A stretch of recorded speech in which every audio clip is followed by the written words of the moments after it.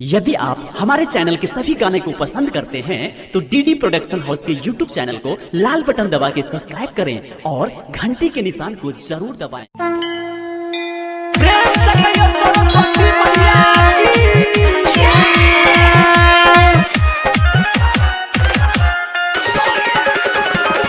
Presented by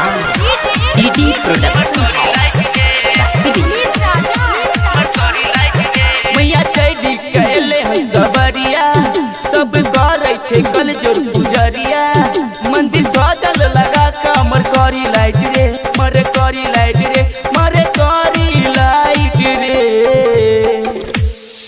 मैया के चुंदरी छै वाइट वाइट रे मैया के चुंदरी छै वाइट वाइट रे डांस करब बरमर करी लाइट रे मैया के चुंदरी छै वाइट वाइट रे डांस करब बरमर करी लाइट रे मैया के चुंदरी छै वाइट वाइट रे डांस करब बरमर करी लाइट रे करी लाइट रे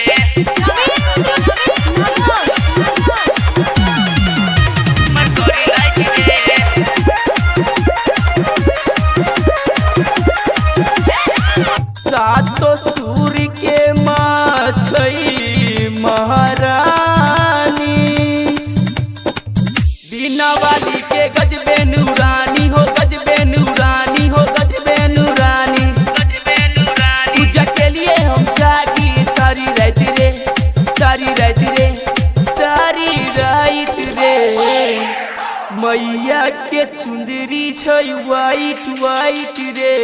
मैया के चुंदरी छै वाइट वाइट रे डांसी करब बरमर करी लाइट रे मैया के चुंदरी छै वाइट वाइट रे डांसी करब बरमर करी लाइट रे मैया के चुंदरी छै वाइट वाइट रे डांसी करब बरमर करी लाइट रे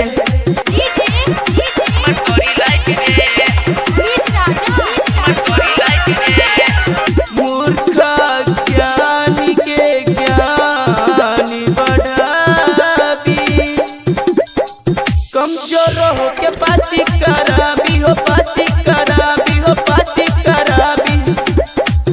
कहीं परेशान न सबके हाईलाइट रे हाईलाइट रे हाईलाइट रे